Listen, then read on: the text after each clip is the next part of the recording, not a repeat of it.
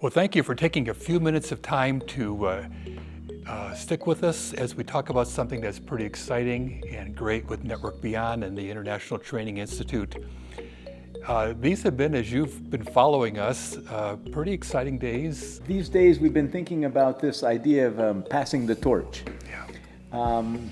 It's not only from an older generation to a younger generation, though that is incredibly important, and we're seeing that take place. But it's also this passing the torch from like one geographical place to another geographical place. When we began this 15 years ago, formally with the ITI, Right. we were in Peru and Uganda and soon to be Kenya, and that was it. And I think that first year we had, 3 trainings? Practically in 35 countries now. It's amazing. In that 15-year time. And we've had thousands, literally thousands of people go through the training. And we have generations that have multiplied down to the 5th, and in some cases maybe even the 6th generation of training. And that, reflects kind of our commitment to 2 Timothy 2:2 and passing on this training and this discipleship model in a multiplication, a way that really and genuinely multiplies. We have just been blessed with just wonderful leadership around the world, and people very high capacity, high commitment to Christ. And how those 35 or so countries came to be is an interesting story, I think, in terms of it wasn't you and I going to all the various countries of the world, but rather how the leaders have spread this ministry. Exactly. I have 2 images in my mind when we were in Peru, and we were working with our national Peruvian leaders, Kati and Juvenal, and they kept saying, there's a group in Ecuador that wants us to come. Can we go to Ecuador? Eventually we made our way to Ecuador, and that has expanded. Then I remember one of our trainings, early trainings in Kenya, and maybe with some of those original Dream Team guys, and the Dream Team guys eventually began to take this training really around Kenya and other countries throughout Africa. But there were 2 people who came from kind of a smaller town, a smaller community in Kenya. Do you remember JP came, and they specifically came to talk to us to take the training to their community, some of the churches that they were working with in another part of Kenya. And I was just so impressed that they would get in their vehicles and they would drive all the way like 4 hours just to talk to us about taking this training to them. And it's like, this is really meeting a need. People are gravitating to this training of helping develop leaders and pastors with some practical and serious training, something that really touches the head, the heart, and the hands of all of the participants. Some of the works have had a struggle because of the persecution that they have been facing. Our friends in the Middle East, our friends in Central Asia have really gone through difficult times, and the church has gone underground, and so some of that training has been disrupted, and yet other times by Zoom, we reach into areas that we would never be able to go to. Yeah, that's right. I'm thinking of some of our people in Myanmar, the country of Myanmar, and then a few years ago in 2021, when there was this military takeover, that caused this huge disruption in the work and the disbursement of people, and they went everywhere.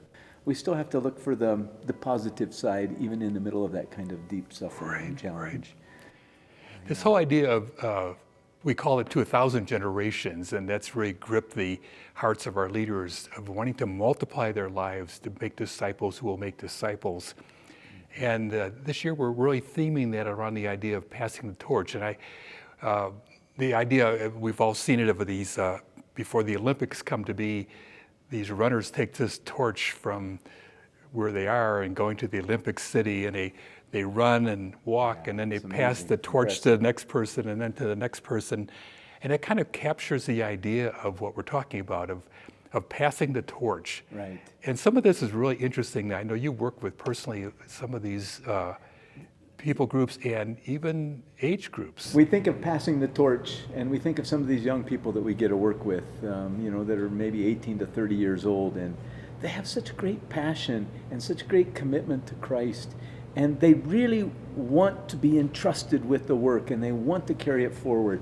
We have a wonderful young man in Kenya, Duncan. He just he gets the work. He understands it. And not only does he understand it, but he's gifted and capable, and he wants to carry it forward. He's a faithful follower of Jesus, and you can see it in his eyes. We talk about the future belonging to the youth of the world, but it's now, and they're leading works as it is. And we have some quality people, I remember, that just are doing great and are holding that torch. In Peru, we had the first passing the torch ITI, and it was some of the younger people, 18 to 30. Well, then we saw that take place in Ecuador, and then it went to Colombia. And in August of 2026, they're going to have a passing the torch ITI in the Dominican Republic. And they're trying to bring 18 to 30-year-olds from all of these countries throughout Latin America where we have an ITI work going on to come and to talk about how we can take the initiative to truly to pass the torch to the younger generation. 2 days ago, I was talking with our leader in Austria who's Farsi speaking, and there's this work going on with refugees in Europe who are Farsi speaking, that is from Afghanistan and Iran. He was wanting me or us to do a face-to-face ITI in Turkey with some of the refugees that are living in Turkey. So we're making a plan to expand geographically and pass the torch to that group. Teaching those kind of folks are just wonderful. They are just dear, many of them coming out of Islam. And so everything is brand new and such a vital time to serve them. We keep following where the Lord leads. It's like neither of us, we had any plan to go here and go there and do all of this. We just were following the Lord step by step, and it's like we're running with a baton or a torch, and we're handing it to somebody else, and they keep going somewhere else and somewhere else. What's happened because of the growth, which has been so extraordinary, but it's created a bit of a challenge for us in that the number of countries, the number of people have been affected, the desires and the opportunities that have come our way have just grown so much. Jesus said to pray to the Lord of the harvest to send out workers. We have so many workers that are rising up in all of these different countries. So the challenge is less about the workers because we see that multiplication taking place. The greater challenge is just simply the resourcing of the work. So basically for $3,500, we could do an ITI. You know, there are some people who maybe could write a check for $3,500 to support an ITI. Not everybody can do that. That's just the reality, and that's fine. But there are some small groups that could also band together.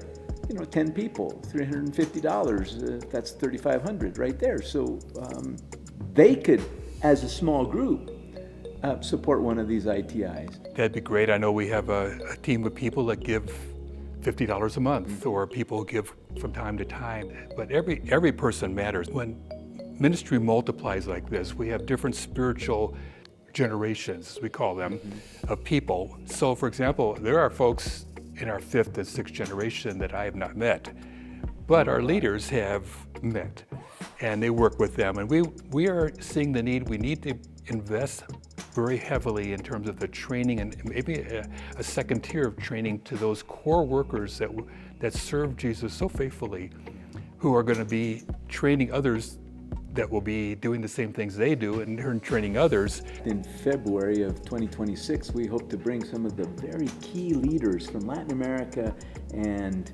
Africa together in Spain. Indeed, this group of people, they need to just continue to hear about the DNA and the values of the ITI so that they can continue to carry it forth. I'm not sure it surprised us, but it's certainly been a wonderful gift to see from God. I think rarely do we have the opportunity to see an actual movement taking place, and you and I are involved in that.